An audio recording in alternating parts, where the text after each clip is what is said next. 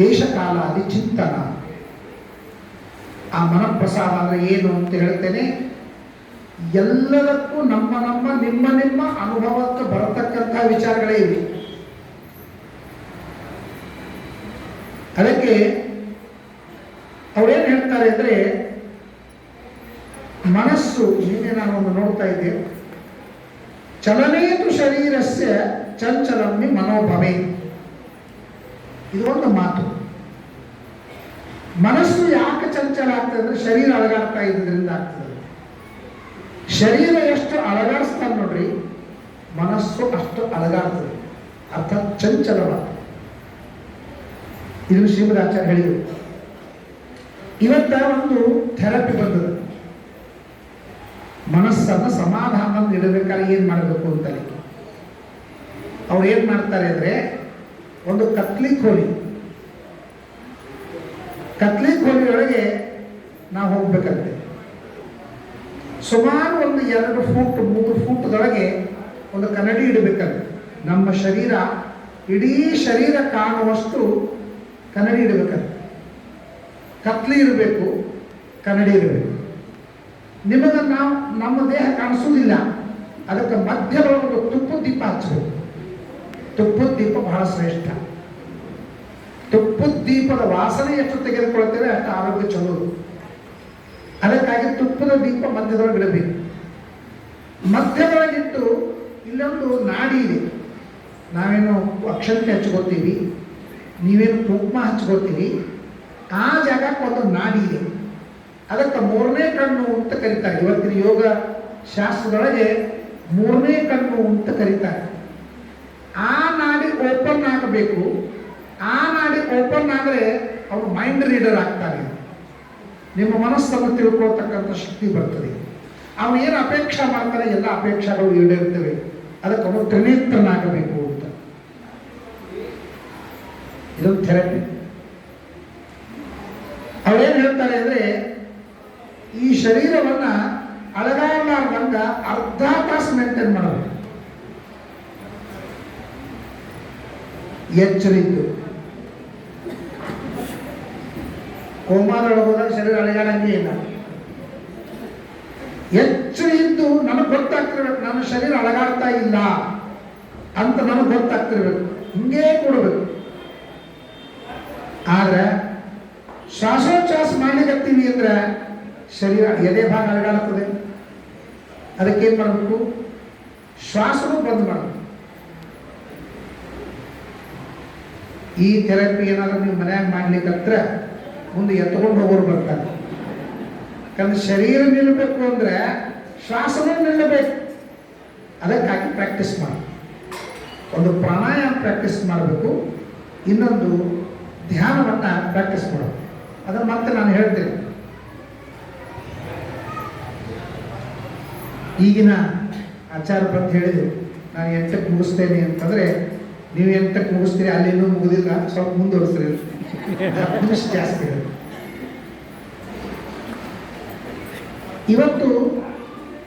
ಇವತ್ತು ಪ್ರತಿಯೊಬ್ಬರ ಮನೆಯೊಳಗೆ ರೋಗ. ರೋಗ ಇಲ್ಲದೆ ಇದ್ದಂಥ ಒಂದು ಮನೆ ಇಲ್ಲ. ನಮಗೆ ತೋರಿಸು, ನಮ್ಮ ಮನೆಯೊಳಗೆ ಯಾರಿಗೂ ರೋಗ ಇಲ್ಲ. ಇದು ಹಿಂದಕ್ಕಿದ್ದಿದ್ದಿಲ್ಲ. ಹಿಂದಕ್ಕೆ ಪ್ರತಿಯೊಬ್ಬರ ಮನೆಯಾಗ ರೋಗಿಗಳು ಅಂತ ಇದ್ದಿದ್ದಿಲ್ಲ. ಯಾಕೆ ಬಂತು? ಸ್ವಲ್ಪ ವಿಚಾರ ಮಾಡಿ. ಯಾಕೆ ಬಂತು ಅಂದರೆ ನಮ್ಮ ನಮ್ಮ ಅನುಷ್ಠಾನವನ್ನು ಬಿಟ್ಟಿದೆ. ಯಾವಾಗ ಯೋಗ ಹೊರಹೋಯ್ತು, ರೋಗ ಒಳಗೆ ಬಂತು. ನಮ್ಮ ಅನುಷ್ಠಾನದೊಳಗೆ ರೋಗ ಬರದೇ ಇರಲಿಕ್ಕೆ ಕಾರಣ ಏನು ಅಂದರೆ, ರೋಗ ಬರದೇ ಇದ್ದಂತೆ ಅನುಷ್ಠಾನಗಳು, ರೋಗ ಬರದೇ ಇದ್ದಂತೆ ಅನುಷ್ಠಾನಗಳು. ನೀವೆಲ್ಲ ಆಚರಣೆ ಮಾಡ್ತಿರಲ್ಲ, ಆಚರಣೆ ಎಷ್ಟು ಮಹತ್ವದ್ದು ಗೊತ್ತಾ? ಒಂದೇ ಮಾತನ್ನು ಹೇಳ್ತೀನಿ, ನಾನು ಓದಿ ಹೇಳ್ತಾ ಇದ್ದೀನಿ. ನೀರನ್ನು ಎಂದೂ ಘಟ ಘಟ ಘಟ ಘಟ ಕುಡಿಬಾರ್ದು. ವಾಗಭಟ ಅಂತ ಒಬ್ಬ ಆರ್ಯಭಟನಂತೆ ವಾಗ್ಭಟ ಅಂತ ಅವನು ನೀರಿನ ಬಗ್ಗೆನೇ ಹೇಳಿದ್ದಾನೆ. ಅದನ್ನು ಇವತ್ತು ಜಗತ್ತು ಪರಿಪಾಲನೆ ಮಾಡಲಿಕ್ಕೆ ಪರದೇಶದವರು ಮೊದಲಿದನ್ನು ಪರಿಪಾಲನೆ ಮಾಡ್ತಾರೆ. ಅವನು ಹೇಳ್ತಾನೆ, ಬೆಳಿಗ್ಗೆ ಎದ್ದು ಕೂಡಲೇ ಮೊದಲು ನೀರು ಕುಡಿಬೇಕು. ಅದನ್ನ ಹೆಂಗೆ ಕುಡಿಬೇಕು ಅಂದ್ರೆ ಗಟಗಟ ಕುಡಿಬಾರ್ದು. ಒಮ್ಮೊಮ್ಮೆ ಕರಳಿಗೆ ಹತ್ತಿ ಸಾಯುವ ಪ್ರಸಂಗ ಇರ್ತದೆ. ಹೆಂಗ ಮುಹುರ್ವಾಲಿ ಪಿಬೇದ ಭೂಮಿ, ಸ್ವಲ್ಪ ನೀರು ಕುಡಿಬೇಕು. ದವಾಖಾನೆಯೊಳಗೆ ಮಲ್ಕೊಂಡಾಗ ಬಿಟ್ಟಿರ್ತಾರ, ಸ್ವಲ್ಪ ಹೋಗ್ತಿರ್ತದೆ, ಇಲ್ಲ ಅದು ಆರೋಗ್ಯಕರ. ಅದೇನಾದ್ರೂ ಸ್ವಲ್ಪ ಬಿಟ್ಟ ಅಂತಂದ್ರೆ ಮುಗದೆ ಆ ಕಡೆ ಬಾಟ್ಲಿ ಕಲಾಸ ಆಗ್ತದೆ, ಈ ಕಡೆ ಬಾಟಲ್ ಎದ್ದೇ ಬಿಡುದು. ಆ ರೀತಿಯಾಗಿ ಸ್ವಲ್ಪ ಮೂರು ಬಾಲಿಕೆ ಮೇಲೆ ಬಿಡಿ ಎದ್ದ ಕೂಡಲೇ ನಾವು ಸ್ನಾನ ಮಾಡಬೇಕು. ನಮ್ಮ ದೇಹ ಭಾರೀ ವಿಷ ಬಿಡ್ತಿರ್ತದೆ. ಒಬ್ಬ ಹೇಳ್ತಾನೆ, ನಾವು ಬಾಯಿಯೊಳಗೆ ಒಂದು ಕಾಳು ಇಟ್ಟುಕೊಂಡು, ಬ್ಯಾಳಿ ಕಾಳು, ಪುಟಾಣಿನೋ ಶೇಂಗಾನೋ ಬಾಯಿಯೊಳಗೆ ಇಟ್ಟುಕೊಂಡು ಮಲ್ಕೊಂಡು ಅದನ್ನು ಉಗಳಿದ್ರೆ ಅದೇನಾದ್ರೂ ಕೋಳಿ ಅಥವಾ ಪಾಳ ಆಗ್ತದೆ, ಅದು ಸಾಯ್ತದಂತೆ. ಅಷ್ಟು ವಿಷ ಆ ಕಾಳಿನೊಳಗಿರ್ತದೆ. ಅದಕ್ಕೆ ಮೊದಲು ಸ್ನಾನ ಹೇಳಿದ್ದಾರೆ. ನಾವು ನೀರು ಕುಡಿಯುವ ಸ್ವಲ್ಪ ನೀರು ಕುಡಿದ್ರೆ ಕುಡಿಲಿಕ್ಕೆ ಆಗುವುದಿಲ್ಲ. ಅದಕ್ಕೆ ನಮ್ಮಲ್ಲಿ ಆಚರಣೆ ಹೇಳಿದ್ದಾರೆ. ಆಚರಣೆ ಮಾಡ್ತಾ ಮಾಡ್ತಾ ಸಂಧ್ಯಾ ವಂದನ, ದೇವ್ರ ಪೂಜೆ, ಬ್ರಹ್ಮಯಜ್ಞ ಎಲ್ಲ ಮಾಡೋದ್ರೊಳಗೆ ನಾವು ಅರ್ಧ ತಪ್ಪಲಿ ಮೇಲೆ ನೀರು ಕುಡಿದಿರ್ತೀವಿ. ಅಷ್ಟು ನೀರಾಗಿರ್ತದೆ. ಬಟ್ ಆ ತರಹದ ನೀರು ಒಳಗೆ ಹೋದ್ರೆ ಎಲ್ಲ ರೋಗ ಪರಿಹಾರ. ಮತ್ತೆ ಬರೀ ನೀರಿನ ಪರಿಪಾಲನೆ ಮಾಡಬೇಕು. ಬೆಳಿಗ್ಗೆ 2 ಗ್ಲಾಸ್ ನೀರು ಕುಡಿರಿ ಅಂತ. ಊಟಕ್ಕಿಂತ ಮೊದಲೇಕ್ಕೆ 2 ಗ್ಲಾಸ್ ಕುಡೀರಿ. ಊಟದೊಳಗೆ ನೀರು ಕುಡಿಬೇಡಿ. ಸುಮ್ಮನೆ ಹಸಿಗೆ ಹತ್ತದಾಗ ಇನ್ನೊಂದು ಅರ್ಧ ಬಗ್ಗ ಜಾಸ್ತಿ ಹೋಗ್ಬೇಕು ಅಂತ ಅಲ್ಲಿಕ್ಕಾಗಿ ಸ್ವಲ್ಪ ನೀರು ಕುಡಿರೇ ಹೊರತು ಊಟ ಕೂತಾಗೂ ಬಕೆಟ್ ಇಟ್ಕೊಂಡು ಕೂತಿರ್ತಾರೆ ಕೆಲವು ಮಂದಿ. ಹಂಗೆ ಮಾಡ್ಲಿಕ್ಕೆ ಹೋಗ್ಬೇಡಿ. ಊಟ ಆದ ಮೇಲೆ 1 ಗಂಟೆ ಅಥವಾ 1.5 ಗಂಟೆ ಆದ ಮೇಲೆ ನೀರು ಕುಡಿಬೇಕು. ಅಲ್ಲಿ ತನಕ ನೀರು ಕುಡಿಬಾರ್ದು. ಇದು ವಾಗ್ಭಟ ಹೇಳ್ತಕ್ಕಂಥ ಮಾತು. ಅವನು ಹೇಳ್ತಾನೆ, ಬರೀ ನೀರಿಂದ ಒಂದು ಪರಿಪಾಲನೆ ಮಾಡ್ರಿ, ನಿಮ್ಗೆ ಎಷ್ಟು ರೋಗ ಪರಿಹಾರ ಆಗ್ತಾವ ನೋಡು ಅಂತ. ನೀರಿಂದ ಅಷ್ಟೇ ಪರಿಪಾಲನೆ ಮಾಡಿ. ಮತ್ತೆ ಸಾಯಂಕಾಲ ಆಯ್ತು, ಮತ್ತೊಂದು 2 ಗ್ಲಾಸ್ ನೀರು ಕುಡಿಬೇಕು. ಆದರೆ ಮಲಗುವಾಗ ನೀರು ಮಾತ್ರ ಕುಡಿಬೇಡಿ. ಅದು ನಿದ್ರೆಗೂ ಭಂಗ ಆಗ್ತದೆ, ನೀರು ಸರಿನೂ ಅಲ್ಲ. ಮಲಗುವುದಕ್ಕಿಂತ ಮೊದಲಕ್ಕೆ 1 ಗಂಟೆ ಮೊದಲು ಬಿಸಿ ಬಿಸಿ ಆದಂತ ಹಾಲು ಕುಡಿದಿರ್ತದೆ. ನಿದ್ರೆ ಬರಲಿಕ್ಕೆ ಬೇಕು. ಆಗ ಹಾಲಿನೊಳಗೆ ಮಾತ್ರ ಏನು ಹಾಕಬಾರ್ದು. ಎಲ್ಲ ಅರ್ಥ ಆಗಿರ್ಬೇಕು, ಏನೇನು ಹಾಕ್ತಿರೋದು ಗೊತ್ತು. ಹಾಲು, ಅದರೊಳಗೂ ಕೂಡ ಆಕಳ ಹಾಲು ಇರಬೇಕು. ಆಕಳ ಹಾಲೊಳಗೆ ಒಂದು 10 ಕ್ಯಾಲರೀಸ್ ಇದ್ರೆ ನಾವು ಪ್ಯಾಕೆಟ್ ಹಾಕೊಂಡು 1000 ಕ್ಯಾಲರೀಸ್ ಇರ್ತದೆ. ಅದಕ್ಕೆ ಬಹಳ ವ್ಯತ್ಯಾಸ ಇದೆ. ಅದಕ್ಕೆ ಆಕಳ ಹಾಲನ್ನ 1.5 ಗಂಟೆ ಮೊದಲು ಕುಡಿಬೇಕು ಅಂತ ಅವನು ಹೇಳ್ತಾರೆ. ಅಂದ್ರೆ ನಾವು ಸುಖವಾಗಿ ನಿದ್ರೆ ಬರ್ತದೆ. ಮಿನಿಮಮ್ 7 ರಿಂದ 8, 6 ರಿಂದ 7 ತಾಸಾದರೂ ನಿದ್ರೆ ಮಾಡಬೇಕು ಅಂತಾನೆ. ಆ ನಿದ್ರೆ ಒಳಗೆ ನಮ್ಮ ಆರೋಗ್ಯದೊಳಗೆ ಏನು ವ್ಯತ್ಯಾಸವಾಗ್ತದೆ ಹೇಳ್ತಾನೆ. ಬೇಗನೆ ಹೇಳಬೇಕು ಅಂತ ಅದಕ್ಕೆಲ್ಲ ಕಾರಣಗಳನ್ನ ಕೊಡ್ತಾನೆ. ಇರಲಿ, ಯಾವಾಗ ಇವೆಲ್ಲ ಅನುಷ್ಠಾನಗಳು ಹೋದ್ರು ನೋಡ್ರಿ, ಆಗ ನಮಗೆ ರೋಗ ಬರ್ಲಿಕ್ಕೆ ಸ್ಟಾರ್ಟ್ ಆಯ್ತು. ಇನ್ನೊಂದು ಉದಾಹರಣೆ ಹೇಳ್ತೀನಿ. ಸಂಧ್ಯಾವಂದನ ಮಾಡಿದ ಮೇಲೆ, ಗುರುಮಂತ್ರ ಮಾಡಿಕೊಂಡ ಮೇಲೆ ನೀವು ಎಷ್ಟೋ ತನಕ ಜಪ ಮಾಡಬೇಕು ಅಂತ ಹೇಳಿದ್ದಾರೆ. ಸೂರ್ಯೋದಯ ಆಗಿ ಮೈ ಮೇಲೆ ಸಂಪೂರ್ಣ ಬಿಸಿಲು ಬಿದ್ದ ಮೇಲೆ ಕಿರಣ ಸ್ನಾನ ಅಂತ ಕರೀತಾರೆ. ಕಿರಣ ಸ್ನಾನ ಆಗುವ ತನಕ ಜಪ ಮಾಡಬೇಕು ಅಂತ ಹೇಳಿದ್ದಾರೆ.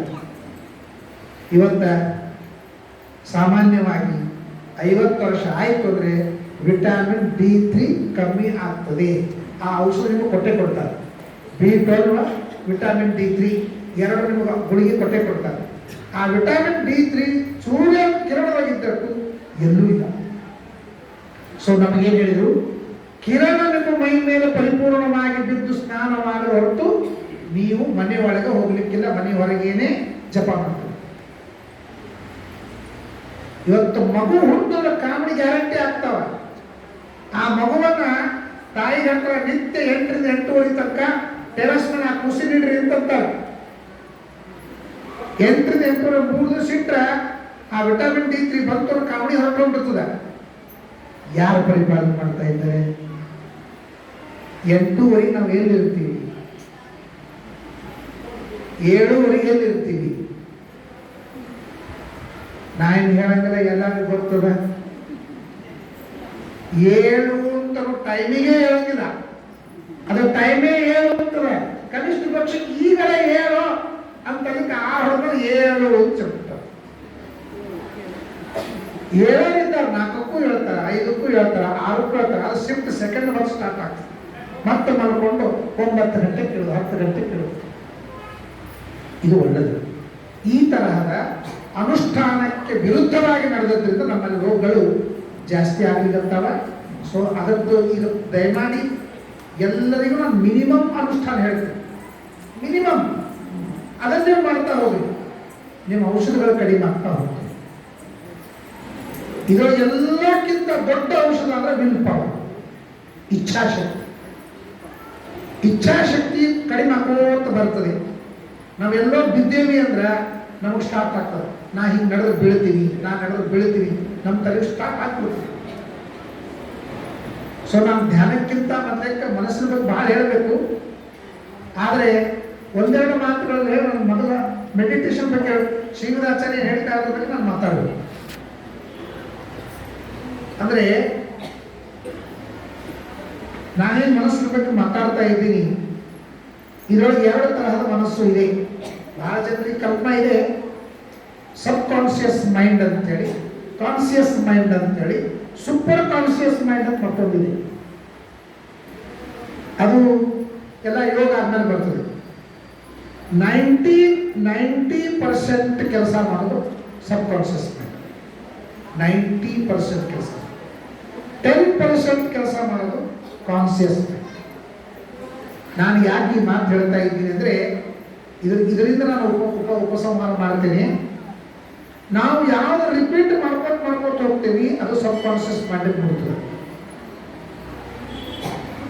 ಉದಾಹರಣೆಗೆ ಡಾಕ್ಟರ್ ನಿಮಗೆ ಡಯಾಬಿಟಿಸ್ ಅದ ಅಂತಾರೆ. ಆಗ ನೀವು ಮನೆಗೆ ಬಂದೇನು ಹೇಳ್ತೀರಿ? ಡಾಕ್ಟರ್ ನಮ್ಗೆ ಡಯಾಬಿಟಿಸ್ ಅದ ಅಂತಾರೆ. ಯಾವ್ದೋ ಮನೆಗೆ ಹೋದಾಗ ಒಂದು ಗ್ಲಾಸ್ ಹಾಲು ಕೊಡ್ತಾರೆ. ನೀವೇನು ಹೇಳ್ತೀರಿ? ಸಕ್ಕರೆ ಹಾಕಬೇಡ್ರಿ, ಯಾಕೆ? ನನಗೆ ಡಯಾಬಿಟಿಸ್. ಯಾರೋ ತೀರ್ಕೊಂಡ್ರು ಅಂದ್ರೆ ಹೆಂಗೆ ಸತ್ತು ಅವರಿಗೆ ಡಯಾಬಿಟಿಸ್ ಇತ್ತೇನು ಕೇಳ್ತಾರೆ. ಇವನು ತಲೆಯೊಳಗ 24 ತಾಸು ಡಯಾಬಿಟಿಸ್, ಡೈ ಆಗೋ ತನಕ ಡಯಾಬಿಟಿಸ್. ಹೀಗಾಗಿ ಆ ರೋಗ ಎಂದೂ ನಿಮ್ಮನ್ನು ಬಿಟ್ಟು ಹೋಗುವುದಿಲ್ಲ. ಯಾಕಂದ್ರೆ ಇಷ್ಟು ಪ್ರೀತಿ ಮಾಡ್ತಾರೆ, ನನ್ನ ಯಾಕೆ ಬಿಟ್ಟು ಹೋಗುದು? 24 ತಾಸು ನಮ್ಮ ಬಗ್ಗೆ ಕಾಳಜಿ ಮಾಡ್ತಾರಲ್ಲ, ಇಷ್ಟು ಪ್ರೀತಿ ಮಾಡೋದು ಬಿಟ್ಟು ಹೋಗುದು ಹೆಂಗೆ ಅಂತ ಸಾಯೋ ತನಕ ನಮ್ಮ ಜೊತೆಗೇ ಇರ್ತೀವಿ. ನಾನು ಯಾಕೆ ಹೇಳ್ತಾ ಇದ್ದೀನಿ? ರಿಪೀಟ್ ಮಾಡಿ. ಇದೇ ಜಪ, ಇದೇ ಜಪ. ನೀವು ದೇವಯೋನ ಪ್ರಚೋದಯ, ದೇವಯೋನ ಪ್ರಚೋದಯ, ದೇವಯೋನ ಪ್ರಚೋದಯ 108 ಸಲ ನೀವು ರಿಪೀಟ್ ಮಾಡಿದ್ರೆ ಅದು ಸಬ್ ಕಾನ್ಷಿಯಸ್ ಮೈಂಡ್ ಹೋಗಿತ್ತು. ಅದು ಅದನ್ನು ಮಾಡ್ತದೆ. ಅಂದ್ರೆ ಆ ತಾತ್ಪರ್ಯ ಕಾನ್ಷಿಯಸ್ ಮೈಂಡು ಆರ್ಡರ್ ಮಾಡ್ತದೆ, ಸಬ್ ಕಾನ್ಷಿಯಸ್ ಮೈಂಡು ಅನುಷ್ಠಾನ ಮಾಡ್ತದೆ. ಅವರು ಒಂದು ದೃಷ್ಟಾಂತ ಕೊಡ್ತಾನೆ ಪುಸ್ತಕದೊಳಗೆ. ಏನ್ ಕೊಡ್ತಾನೆ ಅಂದ್ರೆ, ಈ ಪರೀಕ್ಷಾ ಆದ ಮೇಲೆ ತಂದೆ ತಾಯಿಗಳನ್ನು ಕರೆಸ್ತಾರೆ. ಹಿಂಗೆಲ್ಲ ಕರೆಸ್ತಾರೆ, ಇಲ್ಲೋ ಕರೆಸ್ತಾರೆ.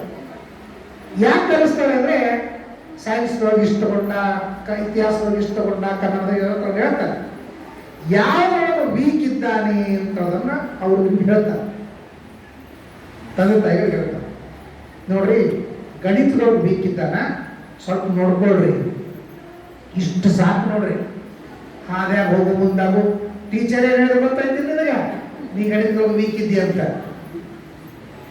ಮನೆಗೆ ಬಂದപ്പോൾ ಊಟ ಮಾಡೋದು, ಭಾಳ ಊಟ ಮಾಡಬೇಡ, ನಿದ್ದೆ ಬರ್ತದ. ಗಣಿತದೊಳಗೆ ವೀಕ್ ಇದ್ದೀಯ ಅಂತ ಲಘು ಮಲ್ಕೋ, ಲಘು ನೀರು. ಗಣಿತದೊಳಗೆ ವೀಕ್ ಕಡೆ ವೀಕ್ ಇದ್ದಿ ಅಂತ ಒಂದೇ ವೀಕ್ ಮಾಡಿಬಿಡ್ತಾರ. ನೀವು ನೋಡ್ರಿ, ಕುರುಡಿದ್ದಿ ಕುರುಡಾಗ್ತಾರ, ಕಿವುಡಿದ್ದಿ ಆಗ್ತಾರ. ಯಾವ್ದನ್ನ ನಾವು ರಿಪೀಟ್ ಮಾಡ್ತೀವಿ ಅದು ಅವ್ರು ಆಗ್ತಾರೆ. ಯಾಕಂದ್ರೆ ಕಾನ್ಸಿಯಸ್ ಮೈಂಡು ಸಬ್ ಕಾನ್ಸಿಯಸ್ ಮೈಂಡ್ ಆರ್ಡರ್ ಮಾಡ್ತದೆ, ಕುರುಡಿದ್ದಿ ಅಂತ ಅವ್ರು ಕುರುಡಾಗ್ತದೆ. ಇದು ಯಾವುದು ಇವತ್ತಿನವ್ರು ಹೇಳ್ತಾರ ನಾ ಹೇಳಿಕತ್ತಿಲ್ಲ, ನಮ್ಮ ಶಾಸ್ತ್ರ ಇವೆಲ್ಲ ಅವ. ಹಾಗಾಗಿ ನಾವು ಚಾಂಟಿಂಗ್ ಮಾಡ್ತೇವಲ್ಲ, ರಿಪೀಟ್ ಮಾಡ್ತೇವಲ್ಲ, ಜಪವನ್ನು ಮಾಡ್ತೇವಲ್ಲ, ಮತ್ತು ನಾವು ಜಪ ಮಾಡ್ಲಿಕ್ಕಿಲ್ಲ ಅದ್ರೊಳಗೆ ಅರ್ಥದ. ಯಾವ ನಾವು ರಿಪೀಟ್ ಮಾಡ್ತೀವಿ ಅದು ಸಬ್ ಕಾನ್ಸಿಯಸ್ ಮಟ್ಟಕ್ಕೆ ಹೋಗ್ತದ. ಅದು ಏನು ಮಾಡ್ತದ ಅಂತಂದ್ರೆ ಅದು ನಮ್ಮ ಅನುಷ್ಠಾನ ತೊಗೊಂಡ್ಬರ್ತದೆ. ಒಳ್ಳೆ ಮನಸ್ಸು ಒಳ್ಳೆ ಬುದ್ಧಿ ಕೊಡು, ಒಳ್ಳೆ ಮನಸ್ಸು ಒಳ್ಳೆ ಬುದ್ಧಿ ಕೊಡು, ಒಳ್ಳೆ ಮನಸ್ಸು ಒಳ್ಳೆ ದೇವರು ಪ್ರಚೋದನೆ ಅಂತ ಮಾಡ್ತಾ ಇದ್ರೆ ಒಳ್ಳೆ ಬುದ್ಧಿ ಒಳ್ಳೆ ಮನಸ್ಸು ಕೊಡ್ತದ.